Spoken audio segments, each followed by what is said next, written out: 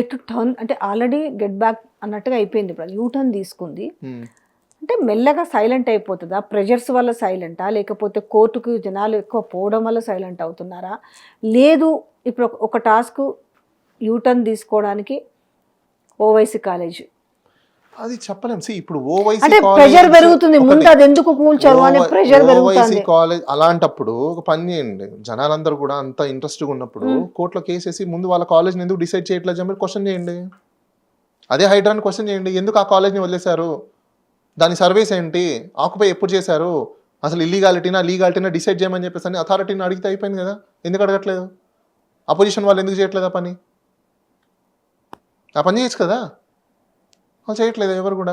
ప్రజలు పక్కన పెట్టండి. అది కూలగొట్టాలి అనేసి బీజేపీ నుంచి రఘునందన్ రావు కావచ్చు, లేకపోతే రాజా సింగ్ మాట్లాడుతున్నారు, కానీ లీగాలిటీ పరంగా ఎందుకు పోవట్లేదు అనేది కదా మీరు అంటుంది. ఇప్పుడు మాట్లాడడం చాలా సింపుల్ అండి, ఓవర్ ద ఫ్లో మాట్లాడతారు. ఆ ఓవర్ ద ఫ్లో మాట్లాడిందంతా లాకు బైండ్ అవ్వ కాదు కదా. వాళ్ళు లీగల్గా యాక్షన్ తీసుకుంటే అది బైండింగ్ ఓవర్ అవుతుంది.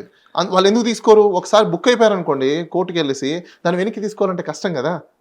వాళ్ళకి అక్కడి నుంచి ముట్టలు రావు కదా, బ్రీఫ్ కేసులు రావు, మూటలు రావు, చెప్పడం చెప్తారు, బెదిరిస్తారు. ఇప్పుడు మీరు లీగాలిటీస్ ఉంటే అని మాట్లాడుతున్నారు, చెరువులు కబ్జా చేసిన తర్వాత చెరువుల మొత్తం చెరువులోనే కడితే ఇంకా లీగాలిటీస్ ఏముంటాయి చెప్పండి.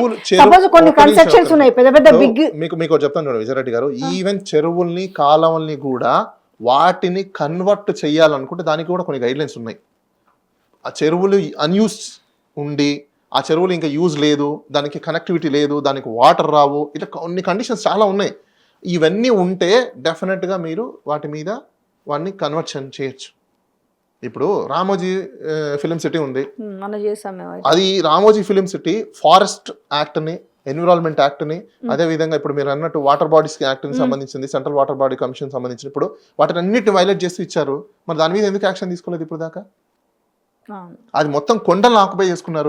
ఎవరు ఇచ్చారు పవర్? ఫారెస్ట్ కి సంబంధించిన ఆ ల్యాండ్ అని మొత్తం గవర్నమెంట్ ఏ విధంగా ఇచ్చింది? ఫస్ట్ ఆ జీవోని ఎందుకు ఛాలెంజ్ చేయట్లేదు చెప్పండి? అంత ప్రభుత్వ భూమి, ప్రకృతికి సంబంధించిన ఆస్తి ఏ విధంగా వాళ్ళకి అంటబెట్టారు? అక్కడ మొత్తం స్ట్రక్చర్స్ అన్ని లేపేశారు, ఇష్టానుసారం స్ట్రక్చర్స్ ఉన్నాయి. ఏ గవర్నమెంట్ వాటికి అప్రూవల్ ఇచ్చింది? ఏ మున్సిపాలిటీ వాళ్ళు వాళ్ళకి పర్మిషన్ ఇచ్చారు? ఆ స్ట్రక్చర్ డిజైన్ ఈ డిజైన్ కి యాజ్ ఇట్ ఈస్ గా ఉందని చెప్పేసి అని ఎవరు ఇచ్చారు అప్రూవల్? దాని మీద ఎందుకు ఇప్పుడు దాకా దాన్ని ఇప్పుడు దాకా ఎందుకు ఛాలెంజ్ చేయలేదు? మరి ఎవరు చేస్తలేరు? వై? ద బిగ్గెస్ట్ పర్సన్ కాబట్టి. అంటే అప్పుడు ఏం చెప్తారంటే కొంతమంది, సరే అది మనకు తెలంగాణకు ఒక సెట్, ఎక్కడో ఉన్న సినిమాను మొత్తం ఇక్కడ తీసుకొచ్చాడు, ఇక్కడే షూటింగ్స్ ఇవన్నీ చేస్తున్నారు కాబట్టి ఇది ఒక తెలంగాణకు తలమానికమైన ఒక రామోజీ ఫిలిం సిటీ అని మాట్లాడే వాళ్ళు. రామోజీ ఎందుకు రామోజీ ఉండాలి? గవర్నమెంట్ హ్యాండ్ ఓవర్ ఎందుకు ఉండదు? అలా చేయాలనుకున్నప్పుడు గవర్నమెంట్ పబ్లిక్ రామోజీ కొంత కొనుక్కున్నాడు కదా అనేసి నేను అదే అంటున్నాను మేడం. ఇప్పుడు అంత ఆస్తి, వేల కోట్ల రూపాయల ఆస్తిని ఎందుకు ఒక వ్యక్తికి ఇచ్చారు? ప్రజల సొమ్ము, వందల మంది సొమ్ము, అది అట్లా కొనుక్కోవడానికి లేదా? అంటే అప్పుడు కొనుక్కున్నారు, అమ్మినారు, వాళ్ళు కూడా పోయి చూసుకొస్తే. కాకపోతే అందులో వైలేషన్ నేను చెప్తాను. సరే మీరు ఇవన్నీ యాక్ట్ పక్కన పెట్టారు కదా, వైఎస్ గారి పీరియడ్ లో అందులో ప్లాట్లు ఇచ్చాడు, దాదాపుగా ఓవరాల్గా ఒక 400-500 మెంబర్స్కి ఫ్లాట్స్ ఇచ్చాడు, 60 గజాలవి. అది వైఎస్ గారు ఉన్నప్పుడు వరకే ఉంది. అది వీళ్ళు పోయి అక్కడ ఉన్నప్పుడు బేస్మెంట్లు కొంచెం లేపుకున్నారు. ఎప్పుడైతే వైఎస్ మరణం తర్వాత ఇమ్మీడియట్లీ నేను మన వైపు న్యూస్ చేసుకోవచ్చు, పెద్ద పెద్ద గోడలు వేసేసి మొత్తం అవి వేసేసినారు, కంచేసేసినారు. దాని గురించి వాళ్ళు ఏళ్ళ తరబడి పోరాటం చేస్తున్నారు, గేట్లు పెట్టి రాణిస్తలేరు. వాళ్ళ ఆ కాగితాలు పట్టుకొని మాత్రమే ఉన్నారు. వాళ్ళని పట్టుకురండి, వాళ్ళని తీసుకురండి, న్యాయం మీరు చేయండి, మనం చేద్దాం న్యాయం. వాళ్ళకి తీసుకురండి అట్లాంటి వాళ్ళని. కానీ వాళ్ళు రానివ్వట్లేదు కదా. ఆ రామోజీకి వ్యతిరేకంగా వస్తాయండి, ఎందుకు రావు? రామోజీ ఏమైనా పైనుంచి దిగొచ్చాడా ఏంటి? ఎవరైనా చట్టం ముందర కింద దిగాల్సిందే. రామోజీ ఏం పైనుంచి దిగి రాలేదు. డబ్బులుంటే ఎవరి దగ్గర నుంచి వచ్చాయి డబ్బులు? ప్రజల మీద నువ్వు వ్యాపారం చేస్తే, ప్రజలు కాంట్రిబ్యూట్ చేస్తే, దాంట్లో ఎంప్లాయీస్ అందరు పని చేస్తే, దాంట్లో అందరూ నిన్ను సపోర్ట్ చేస్తే వచ్చాయి నీకు ఈ కోట్ల రూపాయల ఆస్తి. నీ ఒక్కడి నువ్వు సంపాదించుకోలేదు.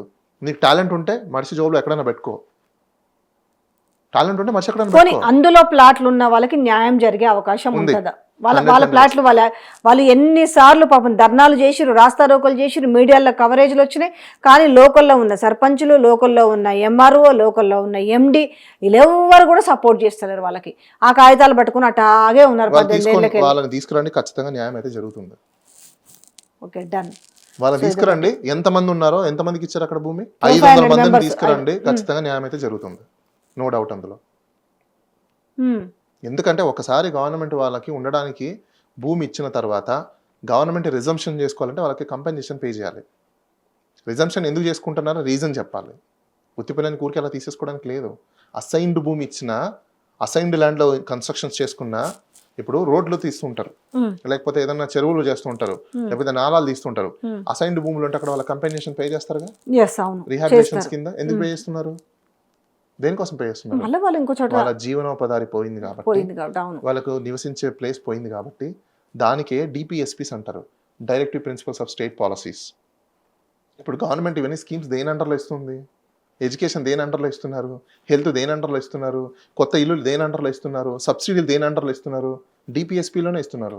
కాన్స్టిట్యూషన్లో డిపిఎస్పీ అనేది ఉంటుంది, directive principles of state policies. State ఏమేమి పనులు చేయాలి, ప్రజల కోసం ఏమేమి సబ్సిడీలు తీసుకురావాలి, ఎటువంటి దాని మీద ఖర్చులు పెట్టాలి, ఏ ఏ పాలసీలు తీసుకురావాలి, ఇవన్నీ ఆల్రెడీ డిఫైన్ కాన్స్టిట్యూషన్లో, రాజ్యాంగంలో ఆల్రెడీ పొందుపరిచి ఉంది. వాళ్ళు ఊరికేమి ఇవ్వట్లేదు ఎవరు కూడా, రండి బాబు రండి రండి రండి అని ఇవ్వట్లా. వాళ్ళకి ఇవ్వాల్సిన హక్కు అది. మీ మీడియా ద్వారా నేను ప్రజలకు హెచ్చరిస్తున్నా, I'm appealing to the people, it is your right. Your not a beggar, your a owner of that site. Public property అంటే హూ ఇస్ ద పబ్లిక్ అండి? Public is you as a voter. నీ కోసం నీకు లేనప్పుడు it's duty of the government. It's a government duty. సరే, okay.